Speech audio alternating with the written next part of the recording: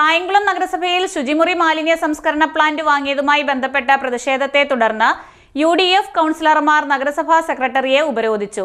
കൗൺസിലിൽ UDF, LDF അംഗങ്ങൾ ഉന്നയിച്ച അഴിമതി ആരോപണത്തെ നിസ്സാരവൽക്കരിച്ച് കഴിഞ്ഞ ദിവസം ചെയർപേഴ്സൺ നടത്തിയ പ്രസ്താവന അഴിമതിക്ക് വെള്ളപൂശാനാണെന്ന് UDF പാർലമെന്ററി പാർട്ടി ആരോപിച്ചു. കായംകുളം നഗരസഭയിൽ മൊബൈൽ ശുചിമുറി മാലിന്യ സംസ്കരണ പ്ലാന്റ് വാങ്ങിയതുമായി ബന്ധപ്പെട്ട വിവാദത്തിൽ UDF കൗൺസിലർമാർ നഗരസഭാ സെക്രട്ടറിയെ ഉപരോധിച്ചു.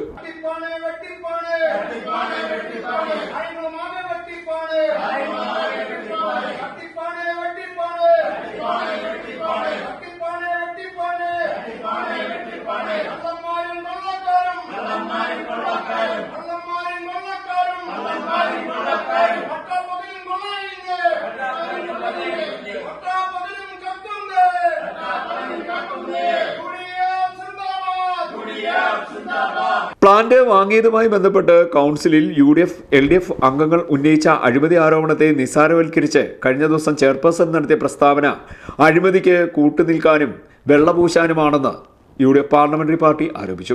ഗവൺമെന്റ് ഏജൻസിയായ GEM നിന്നും വാഹനം വാങ്ങാൻ കൗൺസിൽ അംഗീകാരം നൽകിയിരുന്നു. എന്നാൽ GEM നിന്നും വാങ്ങാതെ സ്വകാര്യ ഏജൻസികളിൽ നിന്നും കൊട്ടേഷൻ വാങ്ങി 46 ലക്ഷം രൂപയുടെ മുൻകൂർ അനുമതി നൽകി ആരും അറിയാതെ നടപടികൾ പൂർത്തിയാക്കുകയാണ് ചെയ്തതെന്ന് UDF കൗൺസിലർമാർ ആരോപിക്കുന്നു.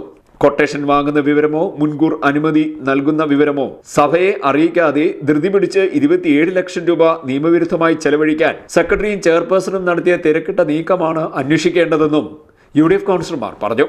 കഴിഞ്ഞ ദിവസം ഒരു മിനി വാഹനത്തിൽ പ്ലാന്റ് ഘടിപ്പിച്ചിട്ടുള്ള സംവിധാനമാണ് നഗരസഭയിലെത്തിയത്. ഈ വാഹനത്തിന് 15 ലക്ഷം രൂപയിൽ താഴെ മാത്രമാകും വില.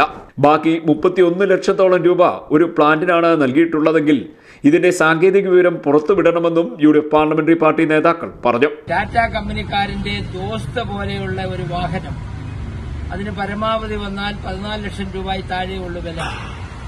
ആ വാഹനത്തിൽ ഒരു മെഷീൻ ഘടിപ്പിച്ച് അത് ട്രീറ്റ്മെന്റ് പ്ലാന്റ് ആണെന്നാണ് എല്ലാവരും പറയുന്നത്.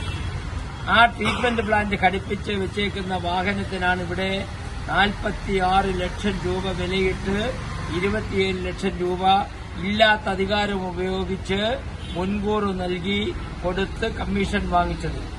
ആ വാഹനം ഇവിടെ തൊട്ടടുത്ത് നഗരസഭയിൽ കൊണ്ടുവന്നിട്ടിട്ടുണ്ട്. ഇപ്പോൾ ഞങ്ങൾ സെക്രട്ടറിയായിട്ട് സംസാരിച്ചു.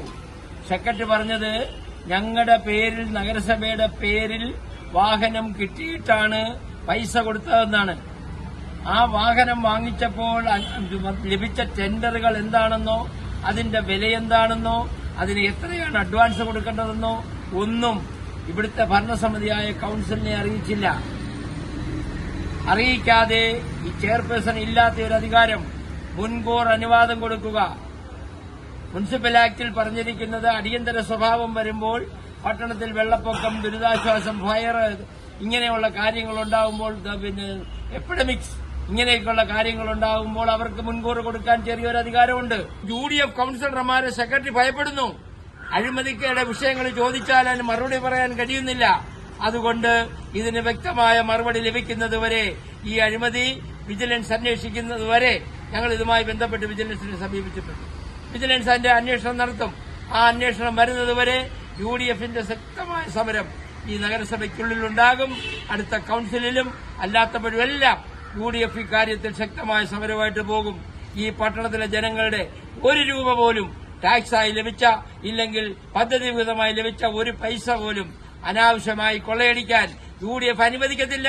Parliamentary party leader CS Basha, കൌൺസിലർമാരായ K പുഷ്പദാസ്, AP ഷാജഹാൻ, സുമിത്രൻ, ബിധു രാഘവൻ, ബിജു നസറുള്ള, ലേഖ, ഗീത, അംബിക, ഷീജ, മിനി, ഷൈനി തുടങ്ങിയവർ പങ്കെടുത്തു. CDNet news, Kayamkulam.